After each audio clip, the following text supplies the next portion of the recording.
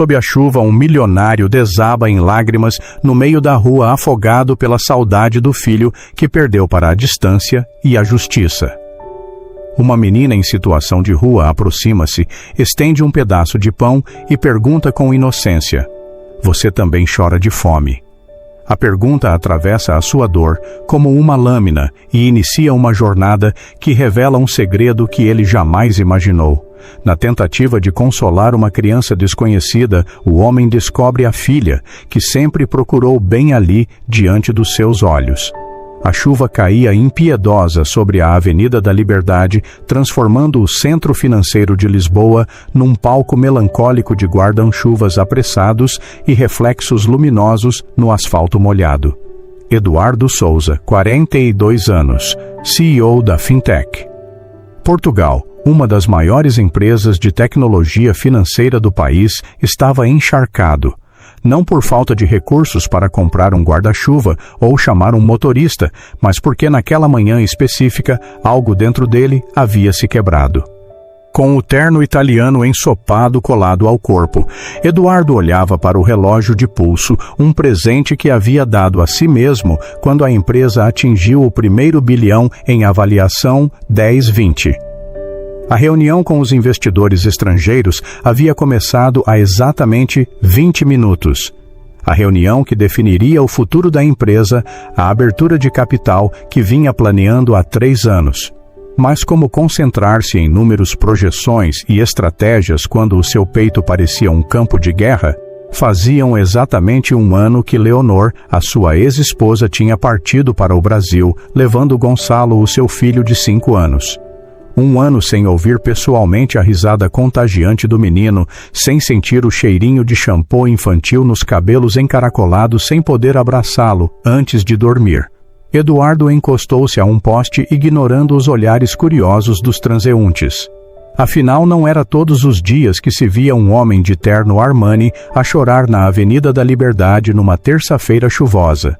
As lágrimas misturavam-se com as gotas de chuva que escorriam pelo seu rosto. Os processos judiciais internacionais arrastavam-se sem resultado concreto. Os advogados mais caros de Portugal pareciam impotentes diante das leis brasileiras de custódia. O senhor também chora de fome. A voz infantil arrancou-o dos seus pensamentos. Eduardo baixou os olhos e encontrou uma menina de aproximadamente 7 anos, com cabelos encaracolados presos num rabo de cavalo improvisado, a olhar para ele com curiosidade. Vestia roupas surradas maiores que o seu corpo franzino. Nas suas mãos pequenas e sujas, um pedaço de pão. Não pequena. Não estou com fome, respondeu ele, tentando disfarçar o seu estado emocional. Então por que chora? A menina insistiu, estendendo o pedaço de pão. A minha mãe sempre dizia que a gente só chora por 2 coisas: fome ou saudade. Se não é fome, deve ser saudade. A simplicidade da sabedoria infantil o desarmou completamente. Eduardo sentiu como se aquela criança tivesse enxergado através de todas as suas camadas de sucesso empresarial das suas defesas cuidadosamente construídas. É saudade mesmo, admitiu enquanto secava as lágrimas com as costas da mão. Como você se chama? Sofia, mas todo mundo na rua me chama de Sophie. Ela sorriu, revelando a falta de um dente da frente. E o senhor Eduardo, prazer em conhecê-la, Sophie. A menina estudou o seu rosto por alguns segundos, como se avaliasse a sinceridade nas suas palavras. Depois, com um gesto decidido, partiu o pão ao meio e ofereceu uma parte a Eduardo. Não posso curar a sua saudade, mas posso dividir o meu pão. Dizem que comida partilhada alimenta mais a alma do que a barriga. Eduardo sentiu um nó na garganta. Ali estava ele, dono de uma fortuna estimada em bilhões, a receber a mais pura manifestação de generosidade de alguém que provavelmente não tinha onde dormir. Com respeito ao gesto, aceitou o pedaço de pão. Obrigado, Sofia. É muito gentil da sua parte. O senhor parece perdido, observou a menina, mordiscando o seu pedaço de pão. Está à procura de algum lugar. Eduardo consultou novamente o relógio. 10h30. A reunião já estava a acontecer há 30 minutos sem ele. Na verdade, eu deveria estar numa reunião importante no prédio da Fintech Portugal. Sabe qual é o edifício de vidro com aquele jardim vertical na fachada? Os olhos da menina brilharam em reconhecimento. Sei sim, é aquele prédio bonito onde os seguranças não nos deixam chegar perto. Fica a uns 15 minutos daqui, mas sei um atalho que leva em 5. Eduardo hesitou. Confiar numa criança em situação de rua não era exatamente o que faria num dia normal.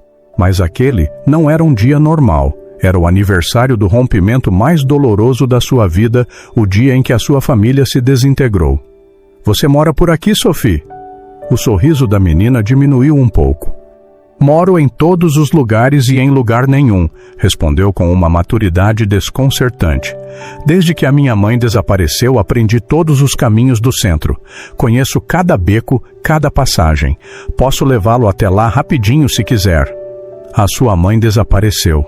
Eduardo não conseguiu conter a pergunta, o instinto paterno a despertar. Sofia sentiu uma sombra a passar pelos seus olhos vivos. Faz 1 ano ela comeu uns bombons que uma mulher chique lhe deu e depois ficou muito estranha. No outro dia, uns homens de terno vieram buscá-la dizendo que a iam levar para o médico. Nunca mais a vi. A menina engoliu em seco antes de continuar. Depois vieram outras pessoas dizendo que me iam levar para um lugar onde eu seria cuidada, mas não gostei de lá. Era um lugar triste com muitas crianças a chorar. Fugia na primeira semana. Eduardo sentiu o estômago afundar. Como advogado, antes de fundar a sua empresa, conhecia bem as falhas do sistema de proteção à infância. O pensamento de que aquela criança sobrevivia sozinha nas ruas há 1 ano era devastador. E ninguém procurou por você. Família, vizinhos. Morávamos só nós duas, e a minha mãe sempre dizia para não confiar em ninguém. Ela trabalhava limpando casas de gente rica. Sophie deu de ombros como se a sua situação fosse apenas um infortúnio cotidiano. Então quer que eu mostre o caminho rápido? Eduardo olhou para o prédio da Fintech Portugal, que podia ser visto ao longe, depois para a menina à sua frente.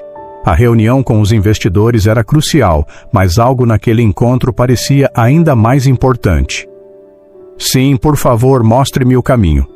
Sophie sorriu, guardando o restante do pão no bolso rasgado do casaco grande demais. Siga-me então e cuidado com as poças.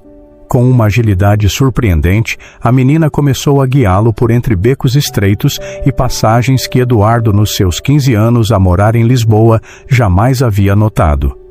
Enquanto caminhavam, Sophie contava sobre a sua vida nas ruas, sobre os lugares seguros para dormir, sobre os comerciantes bondosos, que às vezes lhe davam comida, sobre as estratégias para se manter seca nos dias de chuva. Você não tem medo de ficar sozinha por aí? Perguntou Eduardo, impressionado com a desenvoltura da menina. Tenho, mas o que posso fazer? A gente acostuma-se. Só não gosto quando chove muito como ontem à noite. Fica difícil encontrar um lugar seco.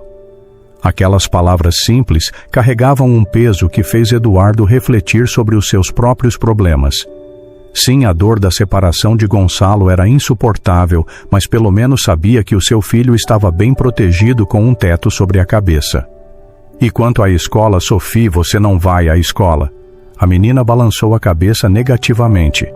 Eu ia antes quando morava com a minha mãe. Gostava muito de aprender. A minha professora dizia que eu era a melhor aluna da turma em matemática. Havia orgulho na sua voz apesar das circunstâncias. Mas agora não dá. Como vou para a escola sem endereço fixo, sem responsável? Eduardo sentiu uma indignação crescer dentro dele. Como uma criança brilhante como Sophie, podia estar perdida no sistema, vagueando pelas ruas de uma das cidades mais ricas do país. Após alguns minutos a navegar por caminhos que Eduardo jamais imaginaria existir tão próximos do centro financeiro, eles chegaram aos fundos do imponente edifício da Fintech Portugal. O contraste entre o luxo do prédio corporativo e a realidade daquela criança em situação de rua não poderia ser mais gritante. Pronto, chegamos, anunciou Sophie com um sorriso orgulhoso. Tem uma entrada de serviço ali que os funcionários usam. Os seguranças da frente nunca me deixam chegar perto, mas por aqui ninguém liga muito. Eduardo olhou para a menina, depois para o prédio, sentindo-se dividido. A reunião que definiria o futuro da sua empresa aguardava. Mas como poderia simplesmente deixar aquela criança voltar para as ruas? Sophie, obrigado por me trazer até aqui. Você tem onde ficar agora. A menina deu de ombros novamente um gesto que havia se tornado a sua marca registrada. Sempre arranjo um jeito. Tem um vão sob um viaduto na zona da Baixa que é bem protegido da chuva. Ou às vezes, a dona da padaria da Rua Augusta me deixa dormir